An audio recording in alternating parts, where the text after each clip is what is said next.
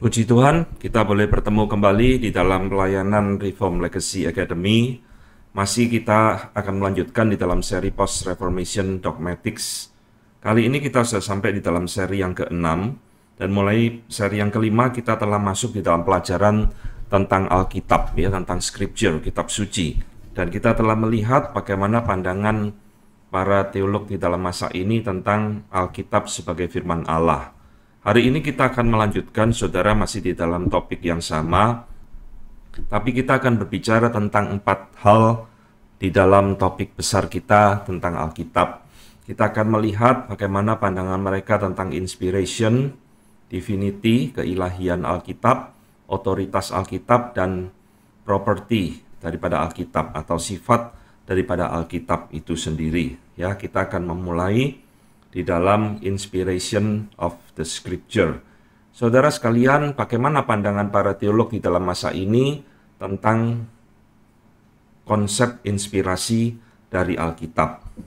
Nah, di dalam studi riset literatur menunjukkan, saudara, bahwa ternyata tidak terlalu banyak tulisan tentang doktrin inspirasi Alkitab, ya, karena ini bukan menjadi fokus di dalam masa ortodoksi awal, bahkan ini juga bukan fokus di dalam masa reformasi, ya. Jadi baik dalam masa reformation atau post reformation, inspirasi kitab suci tidak terlalu menjadi fokus, ya. Fokusnya itu nanti pada otoritas, pada kanon dan sebagainya.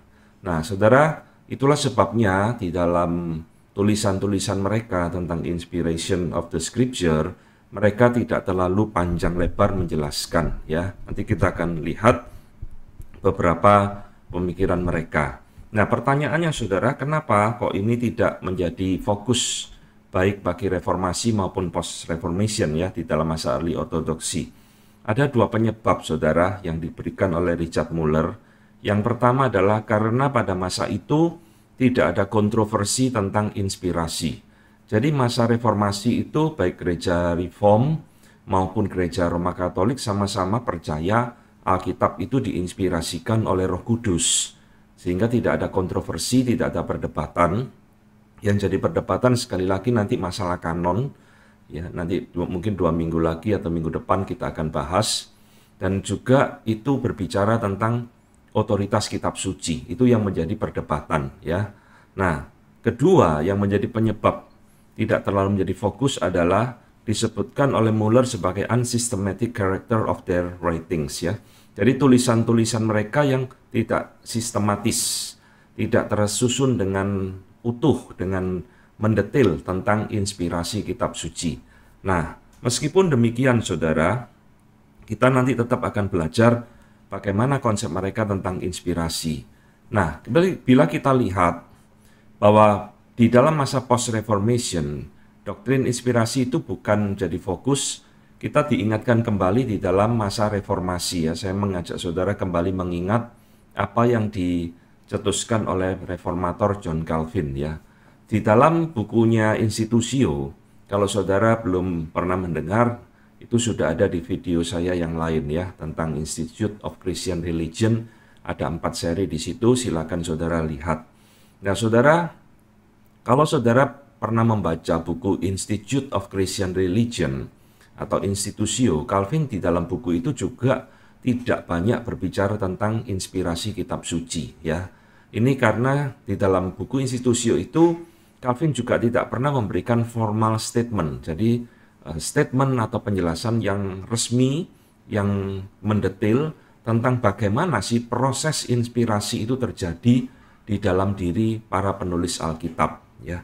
Jadi Muller kembali mengatakan di dalam bukunya bahwa Calvin was not interested, ya. Calvin tidak terlalu tertarik di dalam mendefinisikan dengan teliti, dengan detail bagaimana penulis-penulis Alkitab itu dianggap sebagai penulis atau sekretaris dari kitab suci ketika mereka menerima inspirasi, ya, dictation, dikte dari Allah.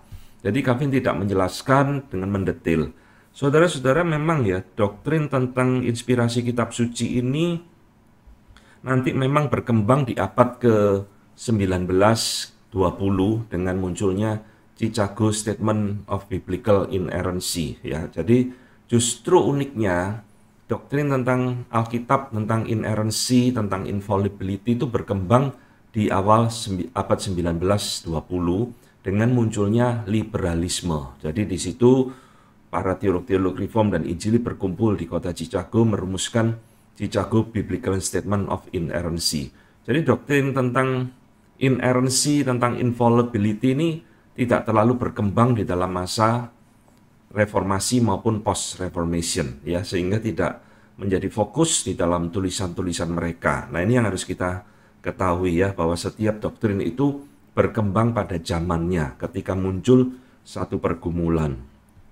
Tetapi saudara, meskipun baik para reformator dan para post-reformation ini tidak terlalu fokus kepada doktrin inspirasi, namun mereka sepakat dan percaya ya, seperti yang dikatakan oleh Muller di dalam bukunya, bahwa mereka percaya kitab suci, scriptures ini, itu diinspirasikan oleh Roh Kudus ya, didiktekan oleh Roh Kudus. Jadi pengertian dictated, didikte, ini bukan pengertiannya seperti para penulis Alkitab itu jadi robot didikte, begitu tidak ya. Tetapi mereka tetap menuliskan, nanti kita akan lihat, menuliskan firman Tuhan di dalam keunikan, kebebasan, dan kepribadian mereka. Tetapi tetap di dalam inspirasi, pimpinan dari Allah Roh Kudus. Ini ya. Jadi meskipun mereka tidak terlalu mendetail, tetapi mereka percaya Alkitab adalah firman Allah. Alkitab adalah kitab suci yang diinspirasikan oleh Roh Kudus kepada penulisnya. Saya berikan satu kutipan dari Franciscus Gomarus ya. Franciscus Gomarus adalah seorang teolog Reform yang hidup sejaman dengan James Arminius ya, bahkan boleh katakan ini musuh utamanya James Arminius. Gomarus mengatakan bahwa inspirasi adalah keseluruhan ya, whole or entire, dalam bahasa Latinnya integra, keseluruhan, keutuhan, yang mencakup baik meaning of the words ya, makna dari kata-kata yang dituliskan di dalam kitab suci itu, dan kepada word themselves, kata-kata itu sendiri.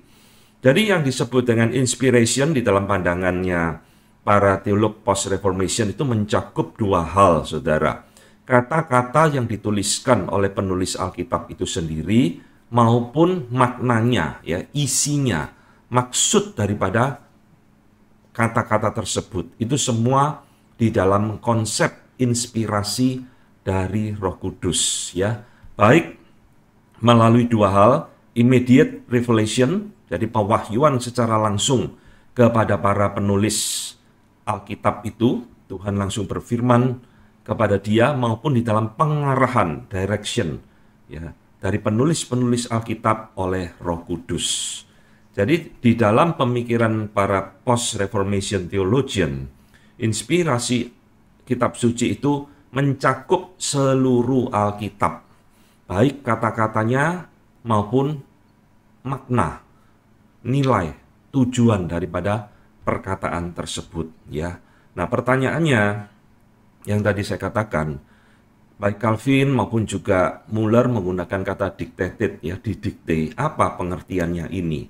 Sekali lagi saudara, ketika kita membaca tulisan-tulisan di dalam masa post-reformation ini, saudara jangan mentafsirkan, mengartikan kata didikte itu seperti robot, ya. Jadi seolah-olah penulisnya itu seperti robot yang didikte oleh Tuhan tanpa ada satu kebebasan di dalam diri mereka. Itu tentang teori dictation inspiration itu memang ditolak di dalam teologi Reform, ya. Kita tidak menerima teori dictation inspiration. Nah, kalau begitu apa artinya dan bagaimana proses inspirasi itu terjadi? Saudara, para post-reformation theologian itu membedakan dua hal, dua macam kebebasan, ya.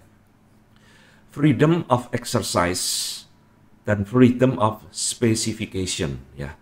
Jadi artinya penulis-penulis Alkitab itu memiliki freedom of exercise, bagaimana mereka itu di dalam diri mereka itu ada kebebasan menuliskan firman Tuhan melalui inspirasi itu. Ya, cara mereka menulis dan sebagainya itu di dalam konteks freedom of exercise.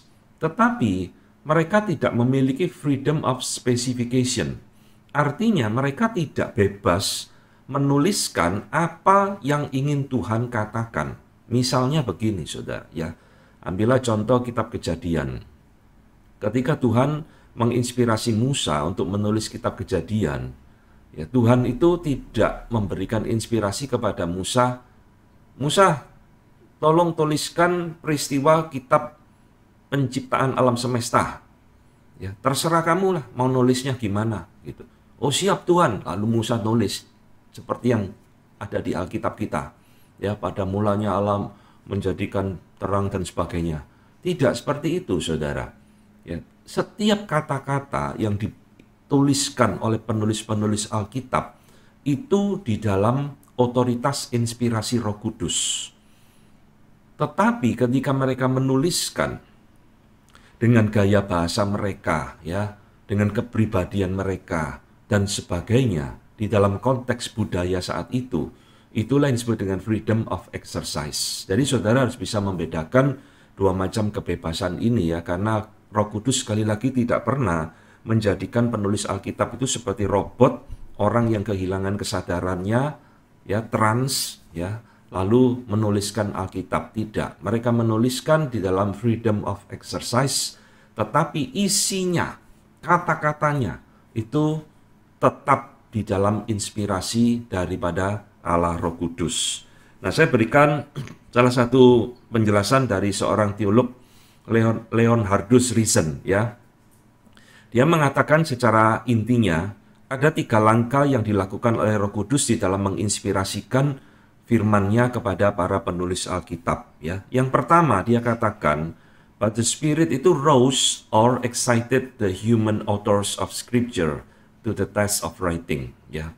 Jadi Roh Kudus itu yang membangun, ya, membangunkan, membangkitkan di dalam diri para penulis-penulis Alkitab itu sesuatu kerohanian, ya, kerohaniannya dibangkitkan, bukan dirasuk, ya saudara, dibangkitkan supaya mereka dipersiapkan kerohaniannya untuk menuliskan firman Tuhan, ya. Ini yang dikatakan di dalam 2 Petrus 1, ya, bahwa setiap nubuat-nubuat itu yang ditulis bukan atas keinginan manusia, tetapi adalah karena gerakan dari Roh Kudus. Ini ayat yang penting sekali.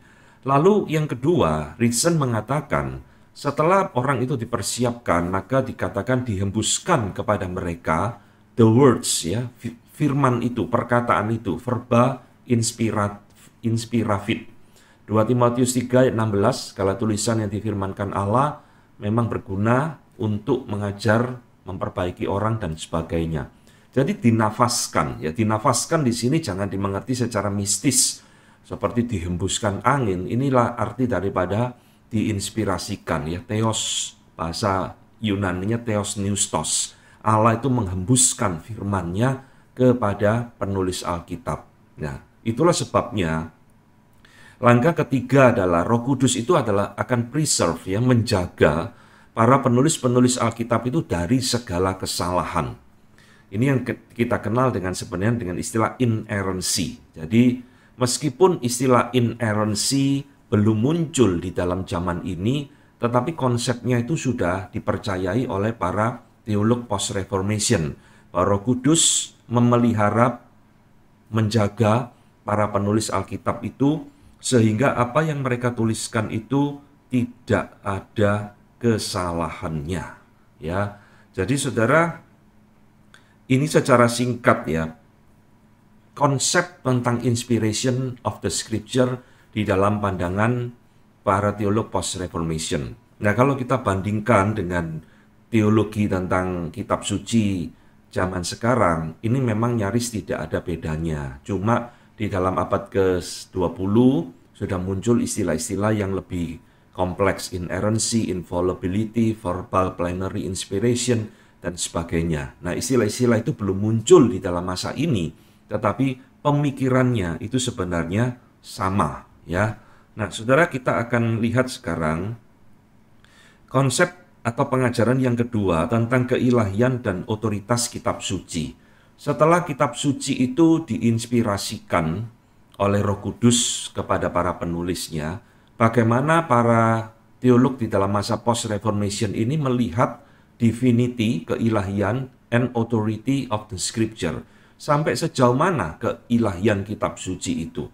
Apakah kitab suci itu keilahiannya hanya sebagian atau semuanya?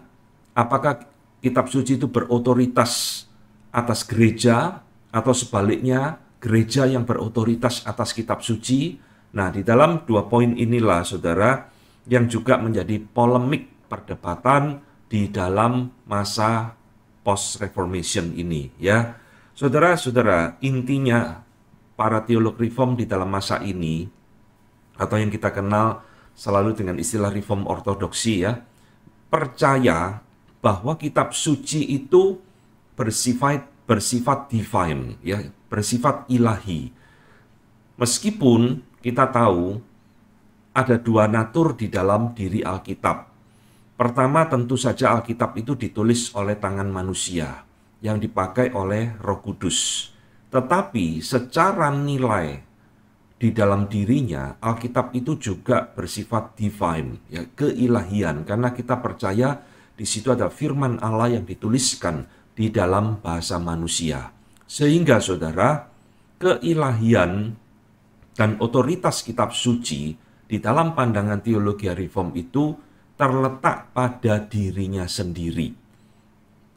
Atau istilah yang dikenal adalah autopiston, ya. Auto itu kan diri sendiri, piston itu iman, ya, pisteo, pistis, iman. Jadi iman pada dirinya sendiri, yang artinya kitab suci itu tidak membutuhkan otoritas atau persetujuan di luar dirinya sendiri. Nah, ini yang penting, saudara. Dan ini yang membedakan di dalam masa itu pandangan kitab suci di dalam tubuh reform dengan gereja Roma Katolik, ya. Bagi gereja Roma Katolik, Alkitab membutuhkan otorisasi, persetujuan daripada gereja secara institusi. Tetapi di dalam pandangan reform tidak, ya. Alkitab karena sudah diinspirasikan oleh Roh Kudus sendiri, maka dia memiliki nilai divinitas, keilahian pada dirinya sendiri. Dia memiliki otoritas juga dari dirinya sendiri. Tidak membutuhkan sesuatu otoritas di luar diri Alkitab. Nah, ini presuposisi atau asumsi dasar konsep pemikiran tentang otoritas dan keilahian, ya. Misalkan, ya, kita baca dari seorang yang bernama Jerome Sanchi. Jerome Sanchi adalah salah seorang penulis daripada Heidelberg Catechism, ya, mengatakan bahwa scripture, kitab suci itu sungguh-sungguh theopneuston, ya, dinafaskan oleh Allah sendiri, maka kita tidak mengenal baik dari kesaksian manusia ataupun kesaksian dari gereja sebagai dasar otoritas dan keilahian kitab suci, ya. Jadi saudara lihat di sini, ini satu statement yang penting sekali, presuposisi yang penting sekali di dalam teologi reform. Bahwa kitab suci tidak membutuhkan kesaksian manusia, kitab suci juga tidak membutuhkan kesaksian dari gereja, baru itu jadi kitab suci, tetapi hanya dari Allah sendiri. Sebab the Spirit alone, ya, hanya Roh Kudus itu sendiri, enable us to discern the word of God from other words. Jadi hanya Roh Kudus itu sendirilah yang memampukan kita, orang percaya, untuk memahami, mengerti firman Allah, bahwa Alkitab itu berbeda dari perkataan yang lainnya atau kitab-kitab yang lain. Nah, inilah, saudara, yang pertama kali dicetuskan oleh John Calvin di dalam bukunya Institutio, yang kita kenal dengan Internal Testimony of the Spirit, ya. Jadi kesaksian secara internal di dalam batin manusia, di dalam batin orang percaya, kesaksian itu diberikan oleh Roh Kudus kepada orang pilihan Allah bahwa Alkitab itu adalah firman Allah. Kita tidak membutuhkan kesaksian dan otoritas dari hamba Tuhan, dari gereja, dan sebagainya. Tetapi Roh Kudus itu sendiri yang bersaksi di dalam diri kita tentang kitab suci. Ya. Nah, inilah yang dikatakan oleh Muller, ya, menegaskan bahwa kaum ortodok, yaitu kaum reform, secara umum memelihara satu pandangan atau satu prioritas, ya, yang ditemukan di dalam bukunya Calvin Institutio, yaitu apa? The testimony of the Spirit, ya, kesaksian dari Roh Kudus itu remains the primary key to the authority and divinity of the Scripture. Kesaksian secara internal di dalam batin orang percaya itu tetap menjadi kunci utama bagi otoritas dan keilahian dari kitab suci, ya. Jadi saudara, ini adalah satu kontinuitas yang kita lihat dari pemikiran masa reformasi kepada post reformasi, bahwa bagaimana orang percaya bisa yakin Alkitab adalah firman Allah, bukan dari gereja, bukan dari kesaksian orang lain, tetapi adalah Roh Kudus yang meyakinkan kita, yang merubah pemikiran kita, memberikan kepada kita kesaksian bahwa kitab suci, Alkitab kita adalah firman dari Allah. Nah, ini adalah hubungan ya sebenarnya antara Roh Kudus dengan kitab suci. Karena Roh Kudus yang menginspirasikan kitab suci, Roh Kudus pula yang memberikan keyakinan, memberikan kesaksian kepada orang-orang pilihan Allah bahwa kitab suci adalah firman Allah. Sehingga saudara, di dalam teologi reform juga percaya, tanpa kehadiran Roh Kudus di dalam diri seseorang, maka kitab suci itu tidak berguna bagi siapapun. Ini penting ya. Nah, itulah sebabnya ya, kenapa orang membaca kitab suci tidak mengerti. Kenapa orang-orang dari negeri seberang sana membaca kitab suci lalu menghina, menyerang, mentertawakan dan sebagainya. Karena di situ Roh Kudus tidak hadir di dalam hatinya. Roh Kudus tidak ada di dalam hidupnya. Roh Kudus tidak memberikan testimoni, internal testimoni di dalam batinnya. Sehingga kitab suci bagi mereka ya cuma buku biasa. Bahkan tidak dimengerti, ya. Nah, ini yang penting saudara. Sekaligus Roh Kudus itu tidak pernah memberikan wahyu yang baru kepada kita. Nah, ini juga penting mengantisipasi gerakan-gerakan teologi karismatik yang kacau balau. Banyak hamba Tuhan yang sering mengatakan Tuhan memberikan wahyu baru kepada saya, firman yang baru, Tuhan berkata ini itu macam-macam, dunia akan kiamat, bla bla bla, ya. Nah, ini yang harus kita lihat ya. Roh Kudus itu sudah selesai menginspirasikan kitab suci, sudah jadi kanon, sehingga kita tidak lagi percaya ada firman yang baru. Tidak ada lagi wahyu penyataan Allah yang baru kepada kita. Ya, ini harus kita ingat baik-baik. Sehingga itulah sebabnya hidup orang percaya bergantung penuh kepada kitab suci, Alkitab. Bersandar penuh kepada kitab suci. Bukan mencari firman yang baru. Bukan mencari wahyu yang baru. Ya, saudara-saudara, John Owen ya, seorang Puritan yang juga hidup di dalam masa late ortodoksi kira-kira, dia mengatakan satu kalimat yang menarik, bahwa Roh Kudus itu tidak lagi memberikan new light to scripture, ya, tidak memberikan firman yang baru, terang yang baru kepada kitab suci, tetapi tugasnya Roh Kudus itu sekarang adalah clear our understanding, ya, menjernihkan, memurnikan, membersihkan pikiran kita untuk melihat terang yang sudah ada di dalam kitab suci. Jadi kalau ada hamba Tuhan yang mengklaim terus dapat wahyu baru, ya, ke neraka, ke surga, kemana itu, saya anjurkan ya saudara, tinggalkan saja gereja model demikian saudara. Nanti saudara ikut tersesat sama mereka, sama-sama pergi ke neraka itu. Jadi Roh Kudus itu menjernihkan pikiran kita, bukan justru membodohi kita.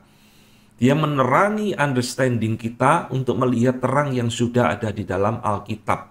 Ya, ini ada satu prinsip yang penting di dalam pengenalan kita tentang Alkitab. Jadi saudara sekalian, bacalah Alkitab, saudara, renungkan, pelajari, sehingga itu memberikan satu pencerahan di dalam hidup kerohanian saudara.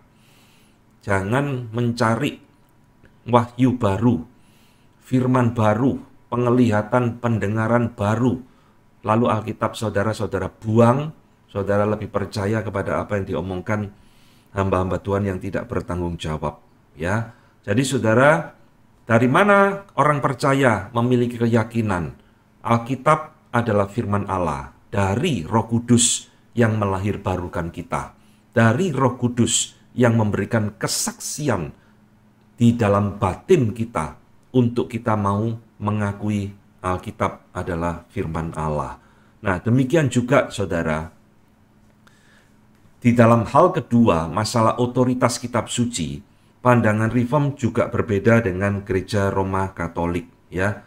Di dalam berbicara sampai sejauh mana otoritas kitab suci itu di dalam diri orang percaya.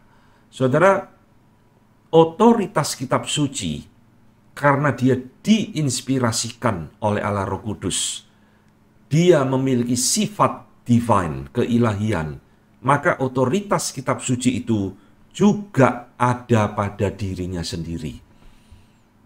Tidak bergantung kepada manusia, tidak bergantung kepada gereja ataupun institusi apapun. Ya.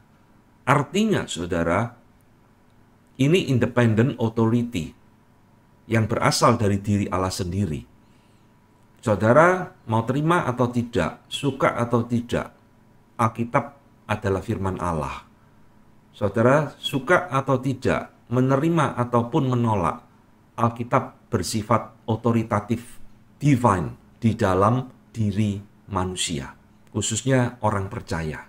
Jadi tidak ada faktor eksternal yang membuat otoritas kitab suci harus bergantung kepada otoritas tersebut, ya, atau faktor tersebut.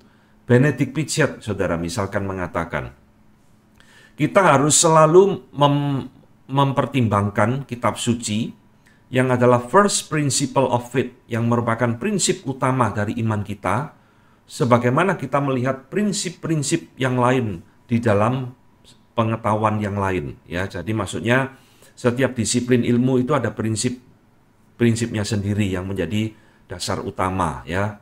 Ilmu kedokteran, ilmu yang lain. Nah, di dalam iman yang menjadi first principle bagi orang percaya ya adalah scripture itu sendiri, ya. Sehingga bagi Picchet juga mengatakan, nah, prinsip itu tidak berasal dari otoritasnya sumber-sumber yang lain, tetapi berasal dari dirinya sendiri dan dibuktikan dari dirinya sendiri. Nah, ini.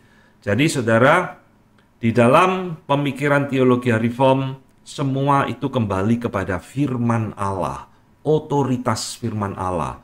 Karena dia diinspirasikan, dia memiliki sifat keilahian, maka dia berotoritas pada dirinya sendiri, ya. Ini juga dikatakan oleh teolog post-reformation yang lain, ya, Robert Rollock juga mengatakan, kita tidak membutuhkan bukti-bukti khusus untuk membuktikan otoritas kitab suci, sebab, kata Rollock, the scripture, ya, is of authority sufficient in itself, autopistos. Jadi kitab suci itu memiliki otoritasnya cukup dari dirinya sendiri, tidak membutuhkan otoritas gereja dan sebagainya. Ya, sekali lagi, inilah yang membedakan, ya, pemikiran teologi Reform dengan gereja Roma Katolik pada masa itu. Jadi gereja Roma Katolik menempatkan gereja itu di atas kitab suci. Gereja yang menentukan kitab suci dan sebagainya. Gereja yang berotoritas dan lain-lain. Tetapi dalam pandangan Reform terbalik, ya, gereja itu justru harus dibangun dari pengajaran firman Tuhan yang benar. Dari firman Tuhan, kitab suci menjadi fondasi daripada gereja, yang mengarahkan gereja, yang mengatur gereja. Nah, ini ya saudara, yang menjadi penekanan para teolog sejak zaman reformasi hingga zaman post-reformasi. Jadi, kitab suci itu tidak bergantung kepada gereja dan juga tradisi. Kitab suci itu tidak boleh disejajarkan dengan gereja dan tradisi. Tetapi justru kitab suci itu di dalam pandangan reform melampaui gereja dan tradisi. Ya, ini yang membedakan kita dengan gereja Roma Katolik yang percaya bahwa otoritas di dalam gereja, otoritas di dalam orang percaya itu biasanya ada dua, yaitu tradisi dan scripture. Ya. Tetapi dalam pandangan reform tidak. Sola scriptura, hanya kitab suci, itu sudah cukup sebagai canon of faith, regula fide, yang mengatur iman kita, yang memimpin iman kita, itu adalah dari kitab suci itu sendiri. Ya, ini bukan berarti kita menolak tradisi ya saudara, kita bukan berarti menolak gereja, tetapi tradisi dan gereja itu ditundukkan kepada kitab suci itu sendiri. Nah sekarang bagaimana hubungan gereja dengan kitab suci yang seharusnya? Tadi saya mengatakan di dalam pandangan reform bahwa kitab suci adalah fondasi dari gereja. Tapi gereja juga memiliki suatu kewajiban, tugas untuk setia kepada kitab suci. Ya. Nah, ini yang dikatakan secara singkat oleh Leonhardus Risen, ya, tadi yang sudah kita kutip, dia memberikan 4 tugas, 4 hubungan gereja dengan kitab suci menurut pandangan post-reformation, ya. Pertama, gereja itu menjadi custodian of the scripture. Artinya, gereja itu harus yang menjaga kitab suci. Maksudnya apa? Menjaga, yaitu menjaga pengajarannya yang benar, ya. Tugasnya gereja itu mengajarkan kitab suci, memelihara kitab suci melalui khotbah, melalui pengajaran di dalam kehidupan bergereja, ya. Ini tugas gereja. Bukan tugasnya gereja itu menyelewengkan kitab suci, khotbah ngawur-ngawuran, ya. Tetapi adalah mengajarkan apa yang diberitakan di dalam kitab suci, custodian. Yang kedua, menurut Risen, gereja memiliki tugas sebagai defender, ya, pembela kitab suci. Ini khususnya di dalam masalah apologetika. Ketika kitab suci dipertanyakan, diserang, ya, tugasnya gereja harus bisa menjelaskan kepada orang-orang di luar sana yang mempertanyakan kitab suci, ya, ini defender. Ketiga, gereja memiliki tugas sebagai herald, memberitakan, ya, menyebarkan kitab suci. Khususnya adalah berita Injil. Kristus adalah juru selamat satu-satunya. Ya, ini adalah tugas ketiga dari gereja Tuhan. Yang keempat, nah ini yang juga penting, gereja memiliki tugas sebagai interpreter of the scripture, mentafsirkan kitab suci. Nah, maksudnya begini saudara, jangan dipahami seperti pemikiran gereja Roma Katolik ya, bahwa arti dari Alkitab itu bergantung kepada gereja. Bukan. Yang keempat ini adalah fungsi gereja memiliki tugas untuk mentafsirkan Alkitab dengan benar. Ya, tadi ini mirip dengan custodian ya, memelihara. Mentafsirkan artinya mengajarkan dengan benar kepada jemaat. Jadi tugas gereja adalah mentafsir Alkitab supaya Alkitab ini lebih mudah dimengerti, dipahami oleh jemaat awam. Ya, ini adalah 4 hubungan gereja dengan kitab suci di dalam pandangan salah seorang teolog post-reformation, ya. Lalu bagaimana hubungan kitab suci dengan pribadi kita sendiri sebagai jemaat awam Tuhan, ya. Nah, kita sekarang akan lihat hubungan kitab suci dengan iman orang percaya. Nah, saudara sekalian, beberapa waktu yang lalu saya telah menjelaskan 2 istilah ya, yang penting yang terus muncul di dalam pembelajaran kita, Principium Essendi dan Principium Cognoscendi. Principium Essendi itu adalah ground of being, Allah sendiri. Principium Cognoscendi adalah ground of knowledge, dasar pengenalan kita itu adalah Alkitab, ya. Jadi hubungannya saya singkatkan seperti ini. Alkitab itu adalah principium cognoscendi. Ya, the ground of knowledge, pengenalan kita, bagaimana kita mengenal Allah? Ya dari Alkitab, dari kitab suci, ya. Maka disebut dengan principium cognoscendi. Nah, sebagai principium cognoscendi ini, Alkitab diinspirasikan oleh Roh Kudus, kebenarannya, isinya, dia berotoritas, dia bersifat divine dan sebagainya. Dan kebenaran yang ada di dalamnya adalah kebenaran yang bersifat objektif, ya. Artinya objektif itu pada dirinya sendiri. Kebenarannya tidak ditentukan oleh manusia, oleh gereja, oleh institusi apapun. Tetapi Alkitab yang bersifat kebenaran objektif ini harus dipahami secara subjektif oleh manusia, oleh orang percaya. Yaitu apa? Melalui iman. Jadi kita beriman kepada Kristus melalui firman Tuhan, melalui kitab suci. Jadi kitab suci adalah semacam pengantara bagi kita untuk membawa kita beriman kepada Kristus. Nah, ini yang dimaksud dengan harus dipahami secara subjektif di dalam pengertian secara pribadi oleh kita. Subjektif di sini jangan dimengerti semau-mau saya, ya. Oh kan pokoknya subjektif, Pak. Saya mau tafsirkan apa terserah saya. Bukan. Subjektif di sini ada yang maksudnya personal. Jadi kebenaran yang objektif itu harus masuk di dalam diri kita secara personal melalui iman. Ya, tentunya adalah ini semua adalah anugerah dari Allah kepada manusia. Yang tadi kita kenal dengan kesaksian Roh Kudus di dalam batin kita. Ya, tanpa kesaksian itu, tanpa kelahiran baru itu, kita tidak mungkin beriman kepada kitab suci, ya. Jadi saudara, ini adalah hubungan ya kitab suci dengan orang percaya. Nah, pertanyaannya saudara, bagaimana saudara itu melihat kitab suci yang selama ini ada di tangan saudara? Apa kitab suci itu, saudara, menurut Anda? Ya, banyak orang Kristen jadikan kitab suci itu sebagai jimat, ya. Ditaruh di toko supaya laris tokonya, ditaruh di mobil supaya selamat nggak tabrakan. Ya, kitab suci dijadikan semacam jimat yang hanya dibaca kalau ada masalah, kalau ada pergumulan, dan sebagainya. Saudara, itu bukan pengertian yang benar ya tentang relasi kita dengan kitab suci. Ya. Kitab suci itu bukan jimat, saudara.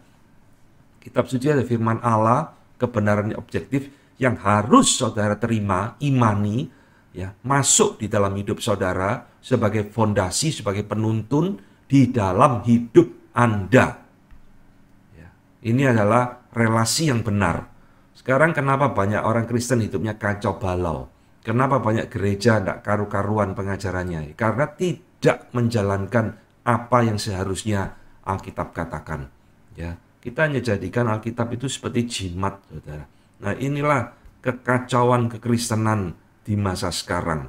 Ya. Nah, itulah sebabnya saudara ya, apa yang ditekankan di dalam masa post-reformation ini, bahwa Alkitab adalah fondasi yang paling mendasar di dalam hidup gereja, hidup orang pilihan Allah. Ini sebenarnya adalah menggemahkan kembali pandangan reformator. Ya. Jadi, di dalam poin ini, apa yang dikatakan para teolog dalam masa post-reformation tidak berbeda dengan yang dikatakan di dalam masa reformasi. Ini pandangan John Calvin, Henry Bullinger, dan sebagainya, bahwa kitab suci adalah fondasi iman. Ya, Roma 10 ayat 17. Ini yang harus saudara ingat baik-baik. Kitab suci bukanlah jimat, bukan buku biasa, tetapi firman Allah yang menjadi fondasi iman di dalam hidup orang percaya.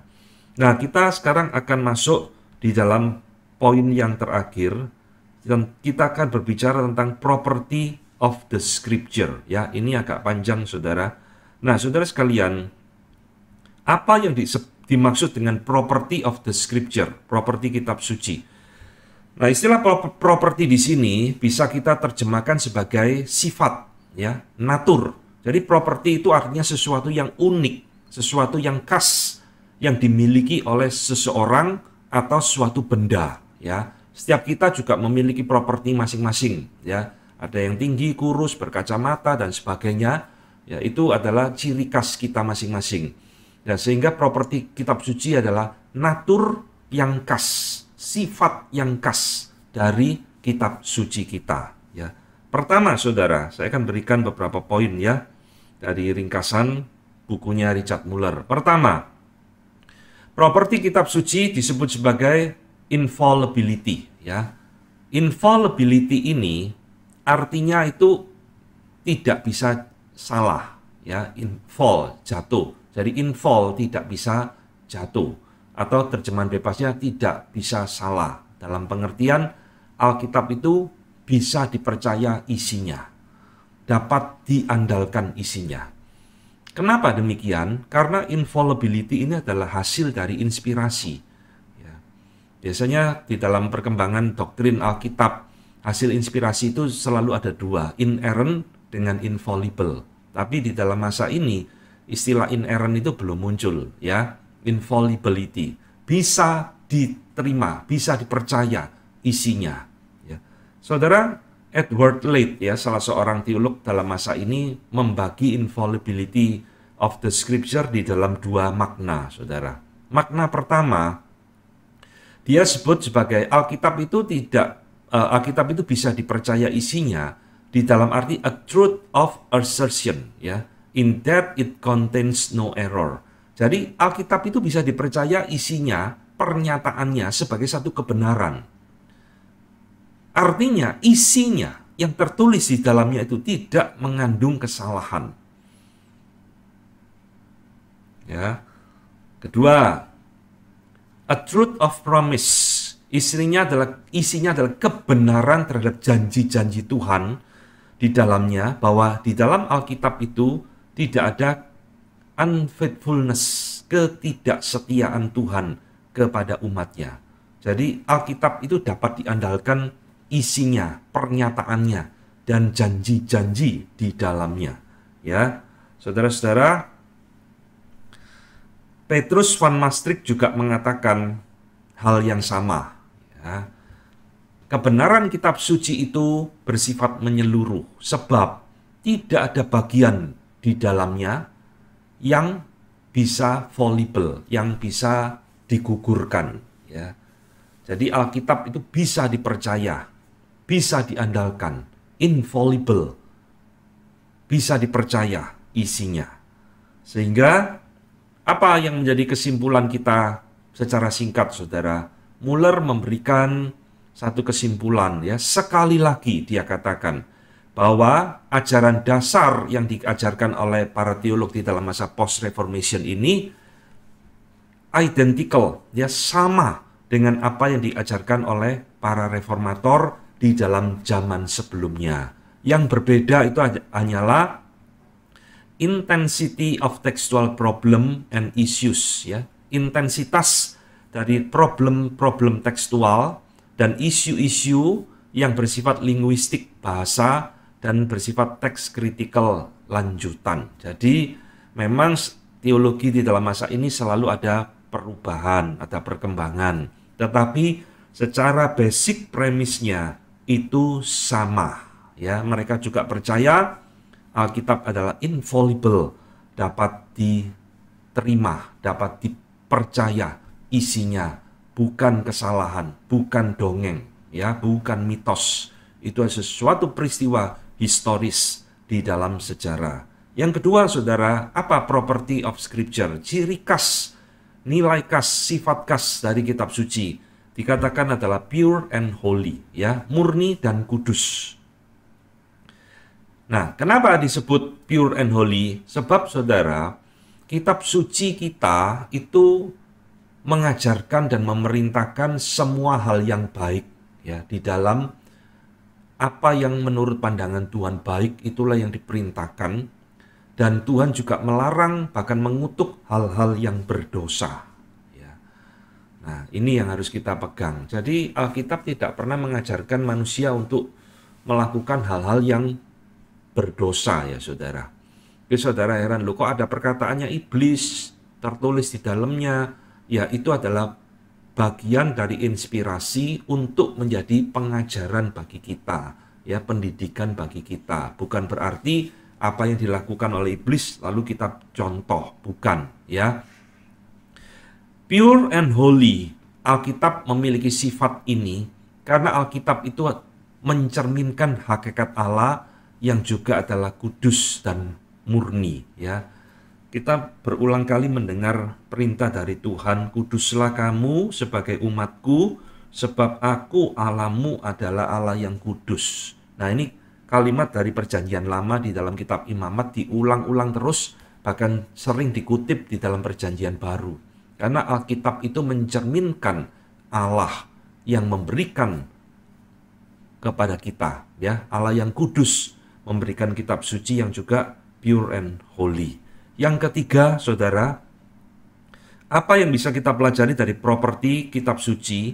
Properti kitab suci biasa kita sebut sebagai ini, perfect and sufficient, ya, sempurna dan cukup.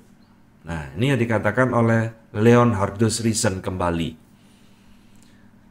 Di dalam masalah kitab-kitab ini, di mana Holy Doctrine dituliskan di dalamnya, maksudnya kitab-kitab di dalam Alkitab, ya, dan 66 kitab itu di mana doktrin-doktrin pengajaran itu dituliskan di dalamnya, semuanya, ya, useful for our salvation.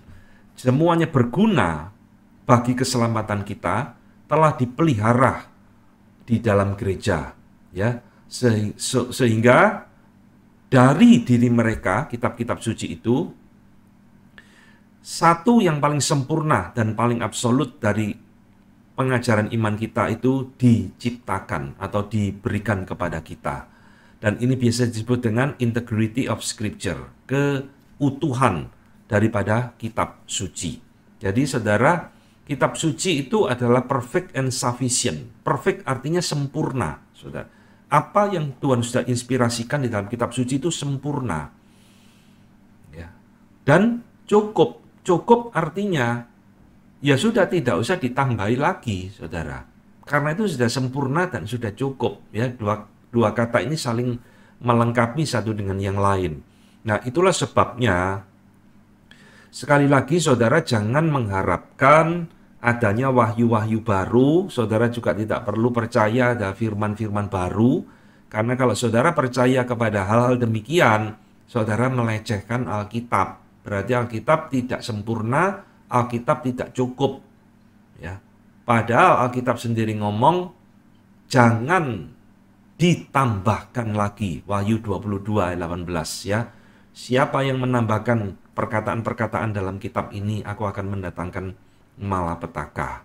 Nah, karena Alkitab itu perfect and sufficient, maka Alkitab itu boleh menjadi principium cognoscendi yang tadi kita bahas. Nih, ya. Bagaimana saya bisa mengenal Allah? Baca Alkitab. Bagaimana saya bisa diselamatkan? Baca Alkitab. Bagaimana saya bisa mengenal Allah yang benar? Lihat Alkitab, dan seterusnya. Ini menjadi principium cognoscendi. Nah, inilah saudara yang kedua yang harus kita ketahui. Karena Alkitab sudah sempurna, tidak perlu ditambahkan tradisi gereja. Ya, ini yang membedakan kita kembali dengan gereja Roma Katolik yang menjadi perdebatan, pergumulan di dalam masa itu. Karena bagi gereja Roma Katolik, Alkitab ini tidak cukup, harus ditambah dengan tradisi gereja. Jadi tradisi itu ada sesuatu yang tidak ada di dalam Alkitab, tetapi diciptakan oleh gereja untuk melengkapi Alkitab. Misal, pengajaran Maria tidak berdosa, itu tradisi, saudara. Kan tidak ada di dalam Alkitab. Maria diangkat ke sorga, tidak mengalami kematian, bla bla bla, lahir dari perawan dan lain-lain. Itu semua adalah tradisi-tradisi gereja yang diberikan untuk melengkapi Alkitab. Ya, kita tidak menerima seperti itu. Nah, di dalam gereja Roma Katolik sendiri itu tradisi dibagi jadi dua macam, ya. Apostolical tradition, ini yang tidak tertulis, dan ecclesiastical tradition yang di dalam bentuk dekret daripada gereja. Jadi ada dua macam, ya. Yang tidak tertulis, ya sudah, itu masa-masa lampau yang bersifat kerasulan. Padahal yang tidak ada buktinya, maka disebut dengan unwritten. Yang kedua ini yang di dalam dikeluarkan oleh gereja, ya, ecclesiastical tradition. Gereja mengeluarkan dekret-dekret dan sebagainya melalui konsili dan sebagainya, ya. Nah, ini yang kita tidak menerima, saudara, karena kita percaya Alkitab itu sudah cukup, sudah sempurna pada dirinya sendiri. William Perkins, seorang Puritan yang juga hidup dalam masa post-Reformation, mengingatkan kepada kita berpegang bahwa kitab suci itu adalah most perfect, ya, paling sempurna. Di dalamnya berisi semua pengajaran yang dibutuhkan bagi keselamatan kita, baik yang berhubungan dengan iman, dengan manners, ya, bagaimana kita harus hidup, hal-hal yang praktis. Dan itulah sebabnya kita mengakui tidak ada tradisi yang lain selain yang tertuliskan di dalam kitab suci ini, yang kita perlukan bagi keselamatan kita dan seterusnya, ya. Jadi saudara, pandangan Reform tentang hal ini sudah sangat jelas sekali. Alkitab perfect, Alkitab sufficient, ya. No need to be added. Tidak perlu lagi ditambahkan apapun di dalamnya. Nah, pertanyaannya, tadi saya singgung, apakah kalau begitu gereja Reform menolak tradisi? Semua tradisi gereja ditolak? Jelas tidak, ya. Gereja Reform bukan menolak tradisi, saudara. Ini kalau saudara pikir, oh karena kita menolak tradisi di dalam gereja Roma Katolik, maka kita menolak semua tradisi. Tidak, ya. Tetapi tradisi itu harus sejalan dengan kitab suci. Tradisi itu harus punya dasar kitab sucinya. Kalau tradisi itu bertentangan dengan kitab suci, maka kita tolak. Nah, ini Wahyu 22 ayat 18, ya. Barang siapa menambahi apa yang tertulis dalam kitab ini, aku akan menjatuhkan penghukuman dan sebagainya. Jadi saudara, tradisi di dalam gereja Reform itu bersifat selektif. Harus ada dasar kitab sucinya apa. Kalau ada dasar kitab sucinya, berarti tradisi itu tidak bertentangan dengan kitab suci. Itu boleh kita terima. Tapi kalau tidak ada di dalam kitab suci, lalu gereja menciptakan satu pengajaran yang baru, ya. Tradisi itu pengajaran, artinya kita menolaknya. Nah, sekarang saya akan jelaskan sedikit, ya. Di dalam bukunya Heiko Obermann, ya, ini orang Jerman, saudara, seorang pakar seperti Richard Muller, pakar di dalam historical theology, ya. Heiko Obermann membedakan ada dua macam tradisi. Dia sebut sebagai tradition one, artinya tradisi satu, maksudnya apa? One source, satu sumber, dan tradition two, artinya two sources. Jadi, orang Reform itu tradition one, kita memiliki satu sumber, yaitu kitab suci. Gereja Roma Katolik, tradition two, memiliki dua sumber, kitab suci dan tradisi itu sendiri yang dikeluarkan oleh gereja, ya. Jadi ini yang harus saudara ketahui, ya. Tradition 1 and Tradition 2. Nah, kalau kita lihat di dalam Second Helvetic Confession, ya, salah satu pengakuan Reform yang diciptakan atau dibuat di dalam masa post-Reformation ini, di dalam salah satu artikelnya dikatakan seperti ini, kita tidak membuang interpretation, ya, tafsiran dari Holy Greek and Latin Fathers, bapak-bapak gereja Latin di barat dan bapak-bapak gereja Yunani di timur. Tafsiran mereka kita tidak buang, kita tidak remehkan, saudara. Tidak juga kita menolak perdebatan-perdebatan dan tulisan-tulisan mereka. As far as, sejauh mereka sepakat atau sejalan dengan kitab suci. Nah, ini yang penting. Jadi, apa yang menjadi warisan gereja lampau yang diberikan oleh bapak-bapak gereja kita, baik dari timur maupun barat, itu satu kekayaan pemikiran, saudara. Kita boleh terima, tidak boleh. Ya, itu menjadi satu tradisi gereja, tafsiran mereka, pemahaman mereka tentang Kristus, tentang Tritunggal. Tapi itu harus sejauh mereka tidak menyimpang dari firman Tuhan. Kalau pemikiran mereka menyimpang seperti Arius yang tidak percaya keilahian Kristus, ya harus kita buang, saudara. Kita tolak. Jadi tetap adalah basicnya kitab suci. fondasinya tetap kitab suci, ya.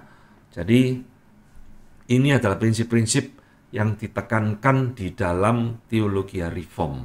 Yang keempat, saudara, apa properti kitab suci? Yaitu adalah perspicuity atau clarity. Kitab suci ini jelas, ya, jelas isinya, bisa dipahami. Nah, jelas secara objektif dan secara subjektif juga jelas bagi pembacanya sebagai satu prinsip-prinsip untuk mengatur iman, sarana untuk mengatur iman, dan instrumen alat bagi iman kita, ya. Jadi kitab suci ini jelas sebenarnya diberikan oleh Allah kepada kita di dalam hal keselamatan, di dalam hal iman kita. Misal, ya, Alkitab itu sudah sangat jelas sekali mengatakan keselamatan hanya ada di dalam Yesus Kristus. Itu jelas, saudara. Saudara tidak usah sekolah sampai doktoral, S3, PhD baru ngerti, itu tidak usah, ya. Alkitab juga sudah jelas prinsip di dalam keselamatan. Misalkan kita diselamatkan karena iman, bukan karena perbuatan baik kita. Itu sudah jelas, saudara. Udah jangan dibantah itu, saudara. Itu sudah terlalu jelas, ya. Paulus ngomong ayat itu berulang-ulang di mana-mana. Perjanjian Lama juga menyiratkan prinsip yang sama, ya. Perspicuity and clarity of the scripture. Kejelasan Alkitab itu ada di dalam dirinya, ya. Namun, saudara, para teolog reform tidak menyangkali, ya, bahwa kitab suci kita itu memiliki perbedaan tingkat kejelasan. Dengan kata lain, kita mengakui ada ayat-ayat yang sulit untuk dipahami. Itu pasti, tidak bisa disangkali. Nah, jadi kalau gitu apakah ini bertentangan dengan yang di atas? Tidak, ya. Tidak bertentangan. Saudara-saudara, memang ada ayat-ayat di dalam Alkitab kita yang agak sulit, jelimet, yang membutuhkan penalaran, ya, membutuhkan perenungan lebih dalam untuk memahaminya. Tapi kita tidak membahas, ya, di sini. Itu nanti di lain kesempatan. Sehingga, saudara, bagi Bapak Reformator Martin Luther dan Wolfgang Musculus, kitab-kitab seperti 2 Petrus dan Yakobus, mereka katakan as less central to the proclamation of the gospel. Kurang berhubungan dengan pemberitaan Injil. Ngerti? Mereka bukan meremehkan, ya. Bahkan Martin Luther pernah mengatakan Yakobus ini kitab jerami karena isinya seolah-olah banyak mengajarkan tentang perbuatan baik. Nah, maksud daripada Luther dan Musculus dan mungkin beberapa teolog-teolog reform lainnya, ketika pemberitaan Injil itu disampaikan, ya, tentu kita tidak mengambil berita Injil itu dari kitab Yakobus misalkan. Nanti orang bisa salah mengerti karena isi dari kitab Yakobus ini banyak menjadi perdebatan, seringkali dipertentangkan dengan tulisan dari Paulus, ya. Kita tidak bahas itu. Tetapi kalau sudah beritakan Injil, saudara pasti bacakan dari Injil Yohanes, dari Kisah Rasul dan sebagainya, ya. Bahkan Martin Bucer juga menekankan pentingnya penafsiran Injil sinoptik sebagai dasar untuk menafsirkan Injil Yohanes. Ya, ini pandangan pribadi dari Martin Bucer. Sebelum mengerti Injil Yohanes, harus mengerti Injil sinoptik dulu. Nah, dia juga menekankan pentingnya surat Roma dan surat Galatia, karena 2 surat ini banyak berbicara hubungan doktrin pembenaran karena iman, Roma dan Galatia. Kamu dibenarkan karena iman, bukan karena melakukan perbuatan baik, dan sebagainya, ya. Ini adalah surat-surat yang penting bagi fondasi-fondasi iman kita. Kira-kira seperti itu maksudnya. Tetapi, saudara, dua pemahaman ini bukan bertentangan, ya. Bukan berarti, oh, kalau begitu Roma dan Galatia ini lebih diinspirasikan oleh Roh Kudus ketimbang kitab-kitab lain. Tidak. Roh Kudus itu menginspirasikan secara merata, secara sama. Tetapi kepentingannya di dalam kasus-kasus tertentu, memang harus kita akui ada surat-surat tertentu, kitab-kitab tertentu yang menekankan doktrin-doktrin yang lebih fundamental. Ini yang harus kita akui, ya. Jadi saudara kalau mau belajar tentang keselamatan dan sebagainya, ya tentu saudara melihat kitab Roma, kitab Galatia, surat-surat Rasul Paulus yang lain, saudara mungkin tidak membaca kitab Yakobus. Tapi kalau saudara mau melihat bagaimana seseorang itu kewajibannya setelah dia diselamatkan, penting nggak sih perbuatan baik itu bagi orang percaya? Nah, saudara baca kitab Yakobus. Jadi semua itu memiliki perannya masing-masing di dalam iman kita, ya. Nah, ini yang saya kutipkan agak panjang ya dari Edward Leith mengatakan, kitab suci itu jelas dan easy to understand, gampang dimengerti oleh semua orang di dalam hal-hal yang fundamental, ya. Yesus Kristus juru selamat dan sebagainya, keselamatan karena iman bukan karena perbuatan, itu maksudnya fundamentals. Dan di dalam poin-poin khusus yang perlu bagi keselamatan, Alkitab itu jelas. Kecuali bagi mereka yang pikirannya dibutakan oleh ilah dunia ini, maka Alkitab jadi tidak jelas, saudara. Karena Roh Kudus tidak hadir di dalam dirinya. Alkitab tidak lagi berbicara kepada dia, ya, dia dibutakan mata rohaninya. Jadi ini kalimat yang panjang yang saya garis bawahi. Alkitab itu jelas bagi mereka yang hanya ditetapkan Allah, pikirannya yang dicerahkan oleh Roh Kudus. Nah, ini yang harus kita pegang baik-baik. Kenapa seseorang membaca firman Tuhan tidak mengerti? Ya, mungkin karena dia bukan orang percaya. Kalau orang percaya kok juga masih tidak mengerti baca Alkitab, ya mungkin dia tidak dicerahkan pikirannya karena dia menganggap Alkitab sebagai jimat, ya, dibaca kalau ada masalah, dibaca kalau ada problem, kalau hidupnya lancar Alkitab tidak pernah dipelajari, tidak pernah dibaca, ya bagaimana mungkin dia bisa mengerti isi Alkitab, ya. Roh Kudus itu bekerja menerangi pikiran kita sehingga Alkitab menjadi plain and easy to understand. Nah, saudara lihat, itulah sebabnya katanya Edward Leith, segala kesulitan kita ketika kita membaca kitab suci, kok gak ngerti ya, kok membosankan ya, kok ini tidak jelas ya, semua itu terjadi bukan karena Alkitabnya yang salah, ya, tapi adalah karena from the weakness of our understanding. Karena kelemahan pemahaman kita tidak mengerti. Atau corrupted by natural ignorance.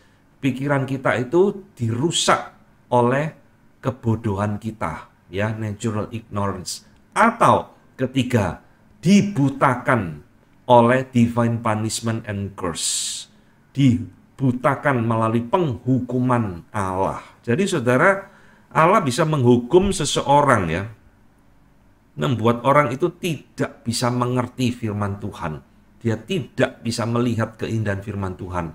Dia tidak bisa menikmati firman Tuhan. Dia tidak bisa menemukan kebenaran firman Tuhan.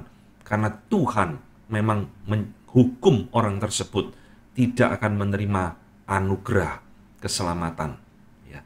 Jadi saudara lihat ya, Alkitab adalah easy to understand, clarity, clear, jelas untuk hal-hal yang bersifat fundamental bagi keselamatan kita.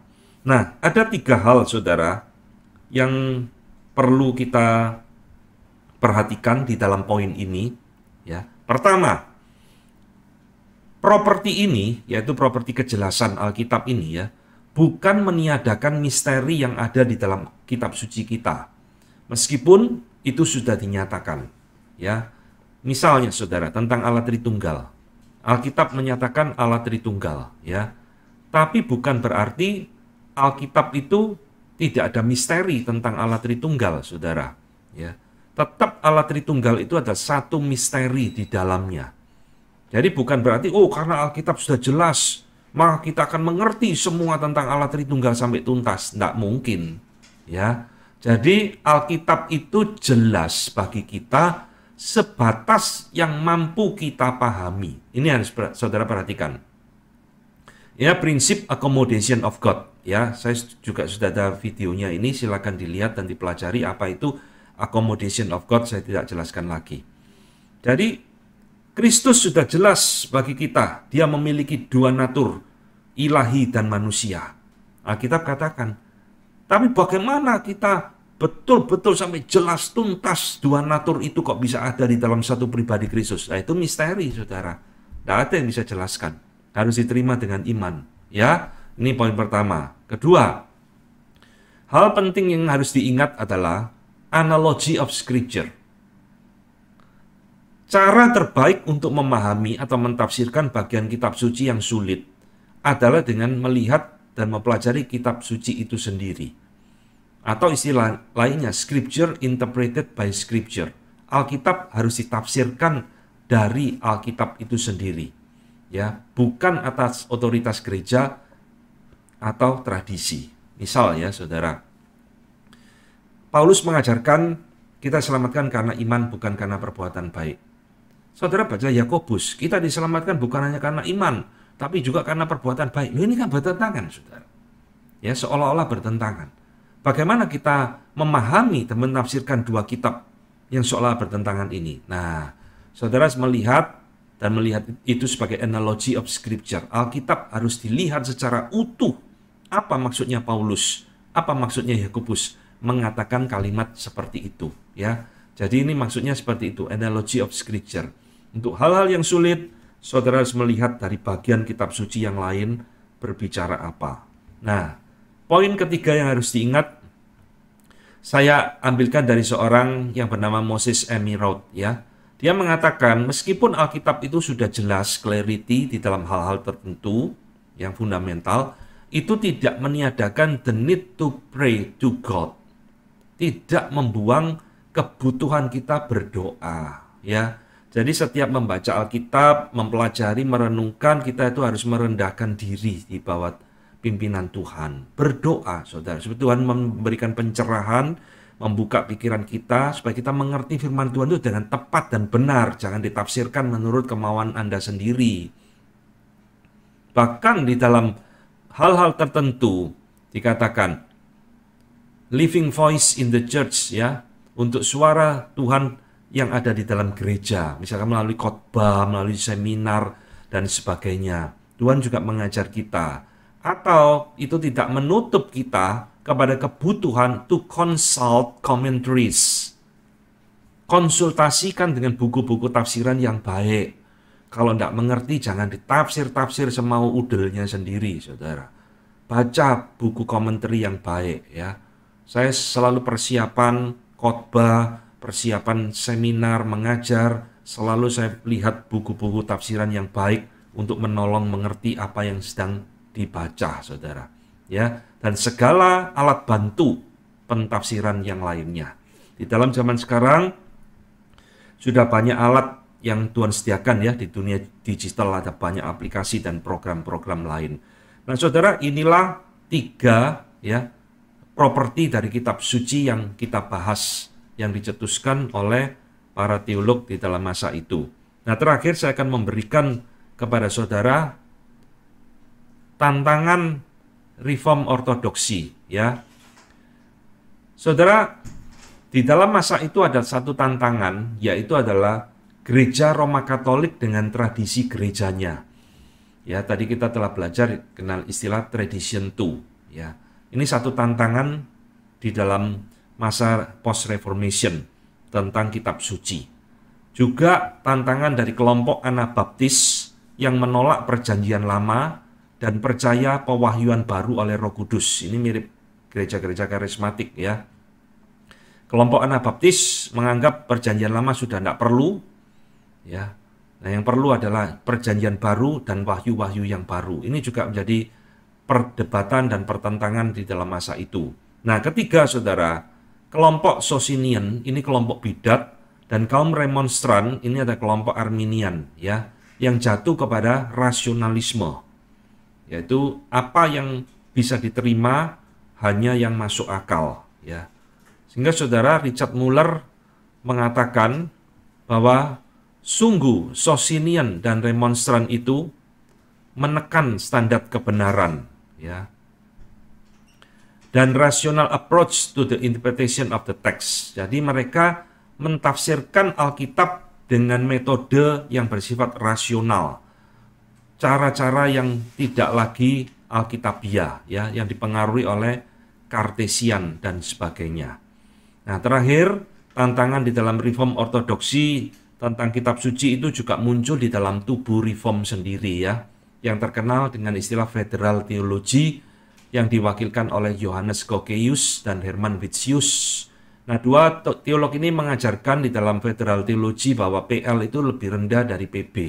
Nah, ini mirip Anabaptis tadi, ya, karena PL dianggap banyak bersifat isinya tipologi, penggambaran, dan hanya bayang-bayang dari perjanjian baru, dan PL itu banyak bersifat legalistik, ya, hukum-hukum Taurat, sehingga menurut mereka ini harus ditinggalkan. Nah, ini tantangan-tantangan yang dihadapi oleh teologi reform di dalam masa itu. Nah, saudara sekalian, materi kita hari ini cukup sampai di sini. Kita telah belajar banyak hal tentang kitab suci, dan nanti pada pertemuan berikutnya kita akan mempelajari tentang kanon dari kitab suci, ya. Kiranya materi hari ini boleh jadi berkat bagi saudara sekalian. Tuhan memberkati.